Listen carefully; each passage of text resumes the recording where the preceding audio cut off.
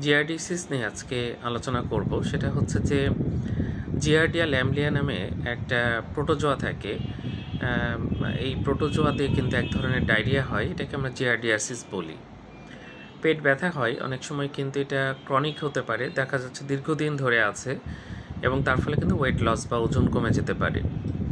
তো যাক, দূষিত খাবার এবং পানির মাধ্যমে এই জীবাণুটা আমাদের শরীরের মধ্যে প্রবেশ করে, এরপরে আমাদের স্মল ইন্টেস্টাইনে গিয়ে সমস্যাটা তৈরি হয়। দূষিত খাবার এবং পানি খেলে এই যে প্রোটোজোয়া, যেটার নাম হচ্ছে জিয়ার্ডিয়া ল্যাম্বলিয়া, এটা কিন্তু স্মল ইন্টেস্টাইনে চলে যায় এবং সেখানে গিয়ে পেট ব্যথা তৈরি করে, বমি ভাব, বমি, পাতলা পায়খানা এবং পায়খানা করতে কষ্ট হয়, এরকম বিভিন্ন রকম সমস্যা কিন্তু হতে পারে।